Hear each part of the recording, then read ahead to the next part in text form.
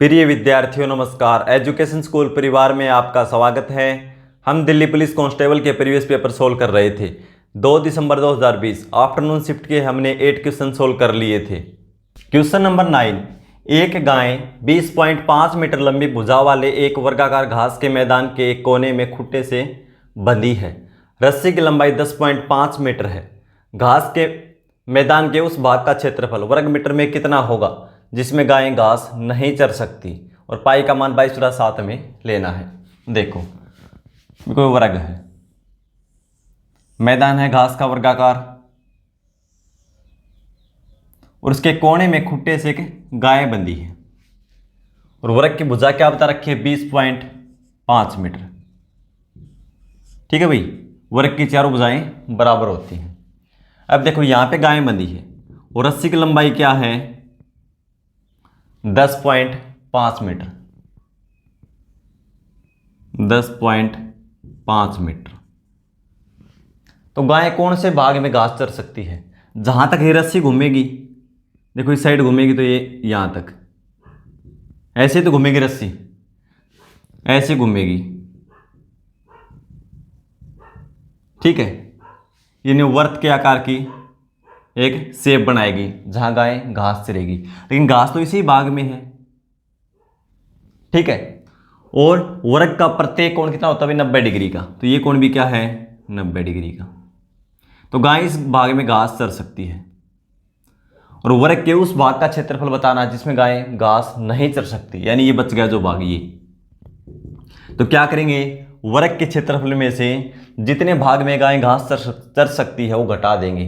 तो वर्ग का क्षेत्रफल क्या हो जाएगा, साइड का स्क्वायर होता है भाई, भुजा गुणा भुजा। तो वर्ग का क्षेत्रफल 20.5, 10 में लौटाएंगे तो बटा में 10, 20.5 है 205/10, ये हो गया वर्ग का क्षेत्रफल।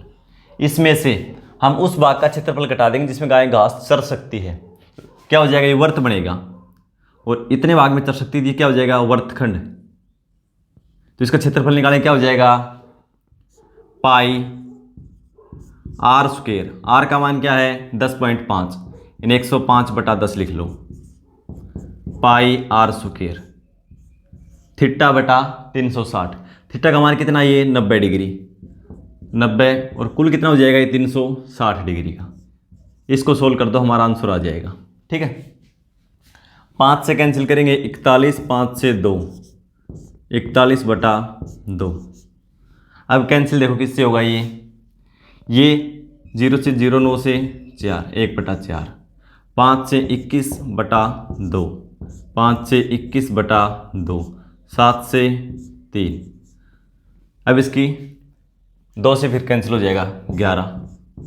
अब इसकी गुणा कर देंगे, 41 का स्क्वायर कितना हो जाएगा, देखो 41 का स्क्वायर निकालना कैसे निकालेंगे, ये 50 से कितना कम है 9, तो 25 में से 9 घटा दें, क्या बचेगा 16, और कितना कम था 9, 9 का स्क्वायर 81, यानी 1681 बटा में 2 गुणा 2 4, माइनस 21 और 11 की गुणा कर देंगे, या ऐसे कर लो 11 गुणा 3 की कर लो 33, और 33 को फिर 21 से गुणा कर दो, 21 दिए 63,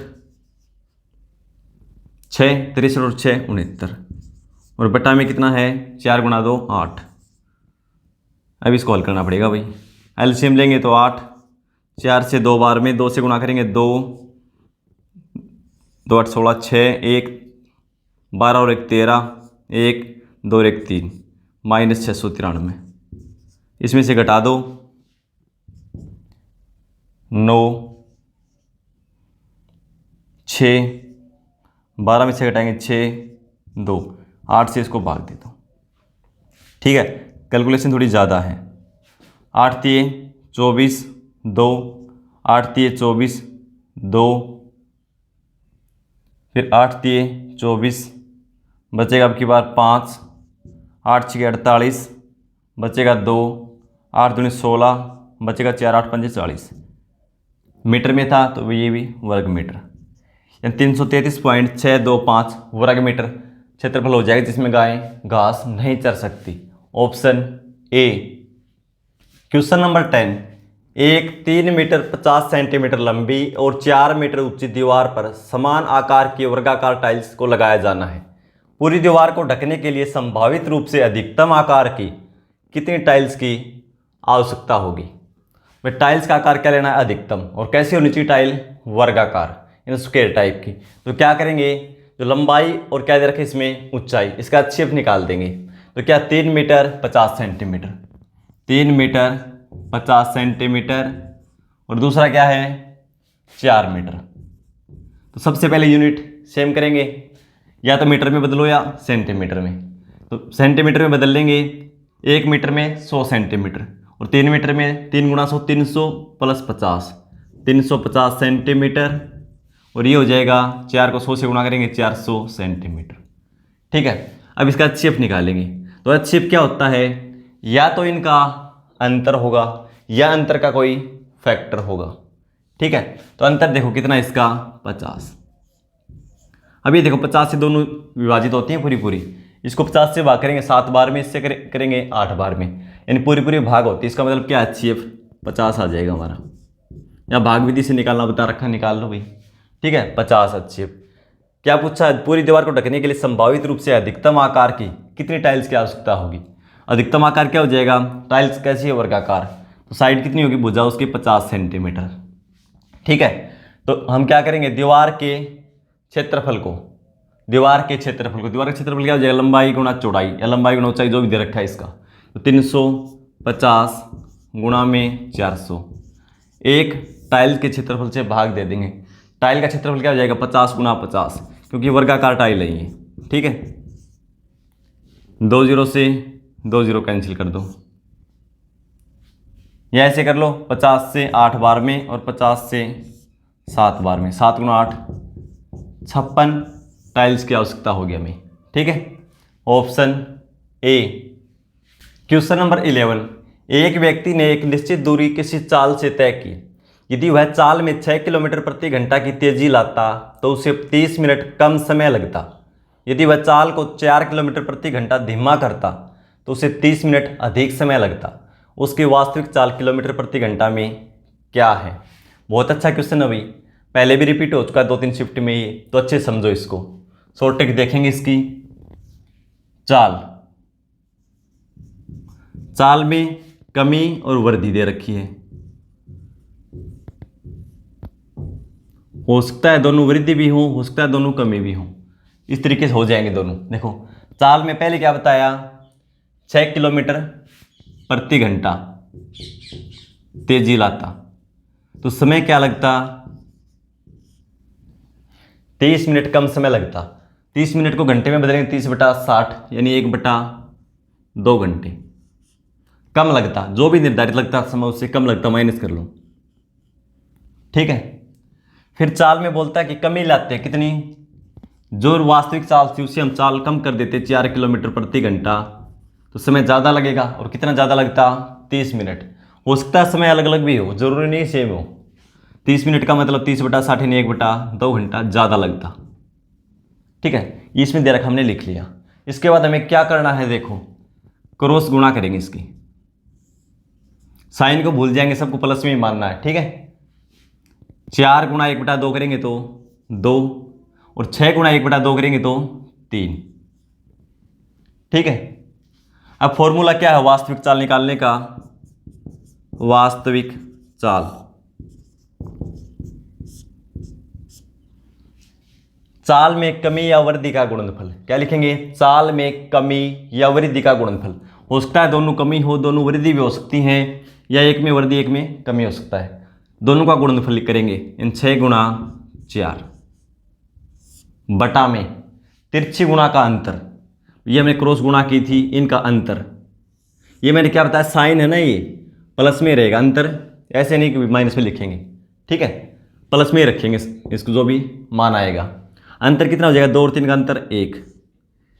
इन चाल में वृद्धि या कमी का गुणनफल बटा में तिरछी गुणा का अंतर गुणा में समय का अंतर।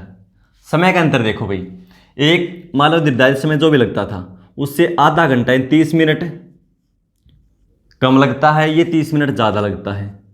अंतर कितना हो जाएगा, 60 मिनट का। ध्यान रखना 60 मिनट का, क्योंकि ये निर्धारित समय से 30 मिनट ज़्यादा है, ये 30 मिनट कम है। ठीक है, मान लो निर्धारित समय है 6 घंटे, तो ये लगेगा 6.5 घंटे, यहाँ लगेंगे 5.5 घंटे, यानी 1 घंटे का अंतर है। ठीक है, तो ये गुणा में 60 बटा, यानी 60 मिनट का अंतर है, इसको घंटे में बदलेंगे तो बटा में 60, यानी 1 घंटे का अंतर है। ठीक है, अब इसको सोल्व कर दो, 60 से 60 कैंसिल, 6 गुणा 4 24, चाल क्या हो जाएगी 24 किलोमीटर प्रति घंटा चाल उसकी वास्तविक। ठीक है, और आप चाहो तो ऐसे भी हल कर सकते हो। दूसरा तरीका क्या है, चाल मान लो x किलोमीटर प्रति घंटा, समय मान लो y घंटे, चाल x किलोमीटर प्रति घंटा, समय y घंटे, और दूरी क्या हो जाएगी चाल गुणा समय यानी xy। ठीक है, अब एक बार चाल बढ़ा दो, यहाँ एक बार समय बढ़ा दो, एक बार घटा दो, लेकिन इससे बहुत ज़्यादा लेंथी हो जाएगा, इसलिए क्या करेंगे शॉर्ट ट्रिक पे चलेंगे। ठीक है, तो क्या हो जाएगा 24 किलोमीटर प्रति घंटा, option C. Question number 12, 9 centimetre त्रिज्या वाली कांच की एक ठोस गोलाकार गेंद को पिघलाकर 3 मिलीमीटर त्रिज्या वाली कांच की छोटी छोटी ठोस गेंदें बनाई गई हैं। बनी हुई छोटी गेंदों की संख्या कितनी होगी? तो क्या करेंगे, बड़ी गेंद के आयतन को छोटी गेंद के आयतन से भाग दे देंगे। ठीक है, तो बड़ी गेंद का आयतन क्या हो जाएगा, गोलाकार गेंद है, गोले का आयतन क्या होता है 4/3 पाई r³ कैपिटल R मान लेंगे बड़ी की, और छोटी गोली है गोल तो वो भी, तो आयतन क्या हो जाएगा 4/3 पाई r³, इसकी त्रिज्या स्मॉल r मान लेंगे। ठीक है, अब देखो 4/3 पाई दोनों में कॉमन है, कैंसिल हो जाएगी, तो क्या करेंगे बड़े गोले की त्रिज्या है उसके क्यूब को छोटे गोले की त्रिज्या जो भी, ठीक है, उसके क्यूब से भाग दे देंगे। तो इसकी त्रिज्या कितनी है 9 सेंटीमीटर, ये n का मान है 9 सेंटीमीटर, और ये है r का मान 3 मिलीमीटर, दोनों की यूनिट सेम करेंगे।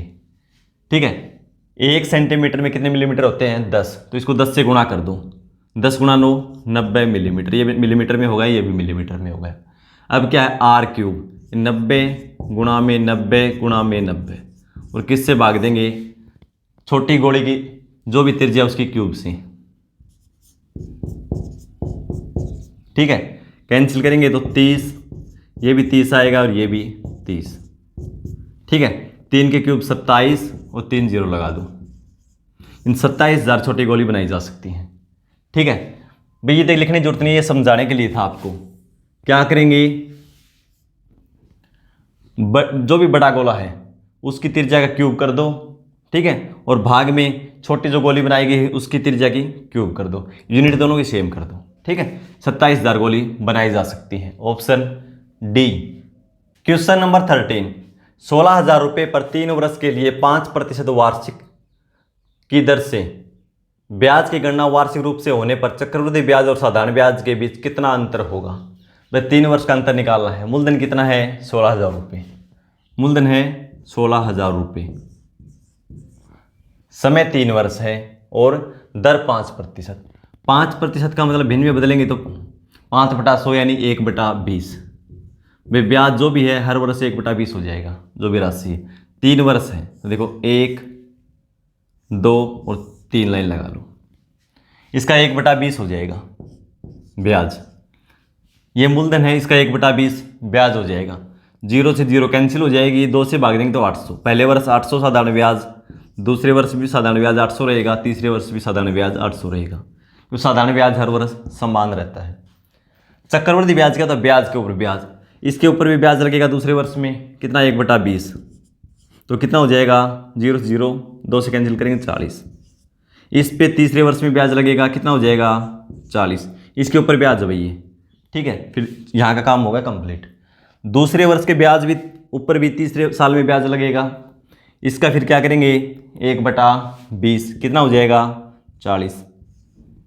फिर इसका भी 1/20 करेंगे, कितना हो जाएगा 2। अब ये तो है साधारण ब्याज 3 वर्ष का, और सभी को जोड़ दे क्या हो चक्रवृद्धि ब्याज। हमें तो अंतर निकालना है, ये तो दोनों में कॉमन ही है, तो ये तीनों जोड़ देंगे 40 40 80 और 40 120 और 2 122। 3 वर्ष का अंतर कितना हो जाएगा 122 रुपये, ऑप्शन बी। क्वेश्चन नंबर 14, निम्नलिखित में से कौन सी भिन्न संख्या सबसे बड़ी है? 6/11 13/18 15/22 19/36 और 25/33, कौन सी भिन्न सबसे बड़ी है? तो क्या करेंगे, भिन्न कैसे निकालेंगे, बड़ी कौन सी छोटी कौन सी, इनकी क्रॉस गुणा कर देंगे भाई। ठीक है, हमें बड़ी निकालनी है, जो छोटी आएगी उसको हटाते जाएंगे। 18 गुणा 6 108 और 13 इसकी गुणा करेंगे 11 की, तो कितनी हो जाएगी 143। तो छोटी ये है, ये 108 है, ये 143, तो इसको हम हटा देंगे। ये तो बड़ी हो ही नहीं सकती, इससे बड़ी तो ये है। ठीक है, फिर आगे चेक करेंगे। देखो इन दोनों की गुणा करेंगे, 13 गुणा 2 26, 2 26 और 2 28, 286। 18 और 15 की गुणा करेंगे, 18 पंजे ये हो जाएगी 286, 18 पंजे 90, 9 18 और 9 27, 270। कौन सी बड़ी है? अभी ये बड़ी है, तो इसको हटा देंगे, तो हमें सबसे बड़ी निकालनी है। अब क्या करेंगे, इन दोनों में तुलना करेंगे। ठीक है, 18 और 19 की गुणा करेंगे आपस में, 18 का स्क्वायर 324 और 18 और जोड़ देंगे, कितना हो जाएगा? इन दोनों की करेंगे जब 342। और देखो इसकी करने की जरूरत नहीं, पता चल जाएगा। 36 को 10 से करते तो कितना हो जाता? 360। 1300 करेंगे तो और भी ज़्यादा आएगा, इसका मतलब इससे भी बड़ी है ये। ठीक है, अब इन दोनों की करेंगे गुणा, 18 और 25 की करेंगे, 18 पंजे 90, 9 36 और 9 45, 450। और इन 33 और 13 की करेंगे तो देखो 33 और 13 की गुणा, 33 3 99, 9 33 और 9 कितना हो जाएगा? 42, 429। तो देखो 429 में 450 में कौन ज़्यादा है? 450। इसका मतलब ये भिन्न सबसे बड़ी है, 25/33 भिन्न सबसे बड़ी है। ऑप्शन बी हो जाएगा। क्वेश्चन नंबर 15, एक मशीन के मूल्य में प्रति वर्ष 25% की दर से मूल्य ह्रास होता है। यदि दूसरे वर्ष और तीसरे वर्ष के अंत में इसके मूल्य के बीच 24,000 रुपये का अंतर हो तो पहले वर्ष के अंत में मशीन का मूल्य कितना होगा? मूल्य ह्रास यानी मूल्य में कमी होती है भाई। ठीक है, और कितनी कमी होती है? 25% की दर से। 25% भिन्न में बदलेंगे तो 25/100 यानी 1/4। 4 के ऊपर एक कमी हो जाती है मूल्य में। यदि मूल्य 4 है तो एक कम हो जाएगा, कितना हो जाएगा मूल्य? 3/4। 3 वर्ष यानी पहले वर्ष, दूसरे वर्ष और तीसरे वर्ष। पहले वर्ष मूल्य कितना हो जाएगा? जो भी मूल्य उसका 3/4। ठीक है, अब दूसरे वर्ष में फिर इसका 3/4 हो जाएगा, तो इसका स्क्वायर कर देंगे, इसका 3/4 करेंगे तो 3 3 9/16 जो भी मूल्य होगा। अब दूसरे वर्ष में जो भी मूल्य होगा उसका फिर 3/4 हो जाएगा। तीसरे वर्ष के लिए 3/4 कितना हो जाएगा? 9 3 27/64। यानी पहले वर्ष में 3/4, दूसरा वर्ष में इसका स्क्वायर कर देंगे यानी 9/16, तीसरे वर्ष में फिर इसकी क्यूब कर देंगे 27/64। या तो ऐसे लिख लो या इसको 3/4 से गुणा करके देख लो, 9/16 फिर 3/4 से गुणा करेंगे 27/64। अब क्या करेंगे हम? मूल्य क्या मान लेंगे? इनका एलसीएम मान लेंगे। 4 16 और 64 का एलसीएम मान लेंगे, क्या आ जाएगा? 64। मान लो मूल्य उसका 64 था। ठीक है, एक्स मानने की जरूरत नहीं है, तो 64 का 3/4 करेंगे, 4 से कैंसिल हो जाएगा, 16 बार में 16 गुणा 3 48, इन 64 से कितना हो गया? 48। अगले वर्ष में देखो 9/16, भी 64 का 9 इसका 9/16 करेंगे। ठीक है, 16 से 4 बार में कैंसिल, 4 गुणा 9 36, भी दूसरे वर्ष के अंत में हो जाएगा उसका 36। तीसरे वर्ष के अंत में देखो 64 का 27/64 करेंगे, 64 से 64 कैंसिल हो जाएगा, कितना बचेगा? 27। ये मूल्य हो जाएगा। अब दूसरे और तीसरे वर्ष के मूल्य के बीच अंतर कितना है? देखो 36 में 27 घटा देंगे, 9 का अंतर है। ठीक है, चाहो तो अनुपात कर लो, यहीं पे कैंसिल कर लो, यहाँ पे कैंसिल भी कर सकते हो भाई। किससे हो जाएगा कैंसिल? ये 3 से सभी हो रहे हैं, 3 से करेंगे 16, 3 से 12 और 3 से 9। ठीक है, ये रेशियो होगा इनका। नहीं करोगे तो भी कोई दिक्कत नहीं, आंसर सेम आएगा। अब अंतर देखो, दूसरे वर्ष के अंत में कितना है? 12, तीसरे वर्ष के अंत में 9। कितना अनुपात का अंतर है? 3 अनुपात का। और ये क्या बोल रहा है क्वेश्चन में? रियल अंतर 24,000 का है, तो एक अनुपात की वैल्यू कितनी आ जाएगी? 24,000 को 3 से भाग दे देंगे। और निकालना क्या हमें? तो पहले वर्ष के अंत में मशीन का मूल्य कितना था? तो पहले वर्ष के अंत में कितना था? 16। 16 अनुपात की वैल्यू निकालनी है, तो गुणा में 16 कर दो, 3 से कैंसिल करेंगे 8 यानी 8,000। 16 को 8 से गुणा करेंगे, 16 8 128 और 2 जीरो लगा दो, कितनी जीरो? 3 जीरो, यानी 1,28,000 रुपये मूल्य था भाई पहले वर्ष के अंत में। ठीक है, तो ऑप्शन ए हो जाएगा। इस शिफ्ट के हमने मैथ के क्वेश्चन सोल्व कर लिए हैं। मिलते हैं अगली क्लास में। धन्यवाद।